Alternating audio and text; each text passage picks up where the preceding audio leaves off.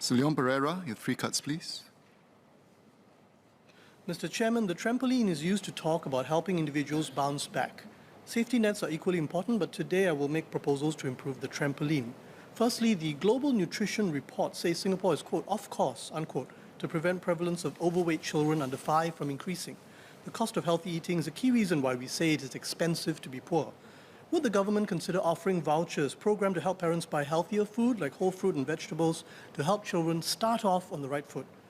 Secondly, financial literacy needs to be hands-on as it involves trust and experience and research-based concepts. Discourse builds this trust. For schools, money sense, co-funds, vendor talks and workshops covering at least one of 3 tiers: basic money management, financial planning, and investment know-how.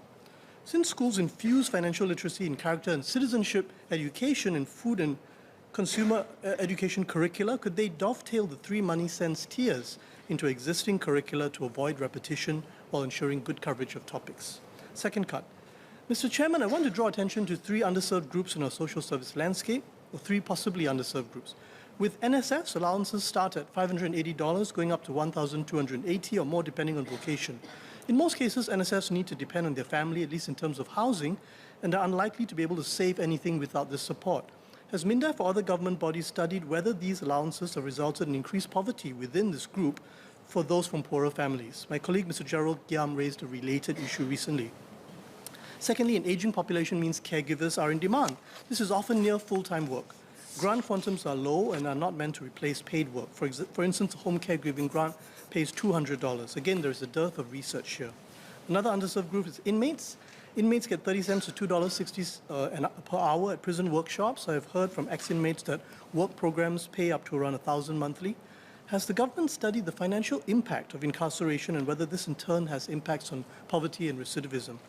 So I would like to suggest that financial and other state interventions for these at-risk groups be centralized under one agency under MSF, rather than be dispersed among different ministries like MINDEF and MHA, so that expertise, resources, and economies of scale around addressing poverty can be centralized and shared. Third cut.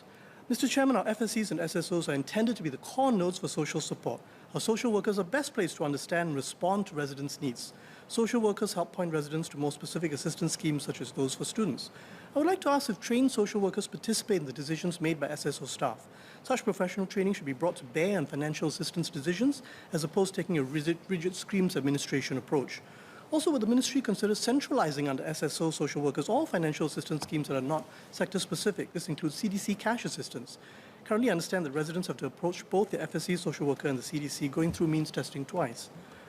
From a parliamentary question, I've asked ComCare disbursements take 4 weeks on average, up to 6 weeks to disburse. CDC takes 2 to 3 weeks for COVID. I'd like to ask how long CDC take for cash assistance, and could all financial assistance be centralized at the systems level? Thank you.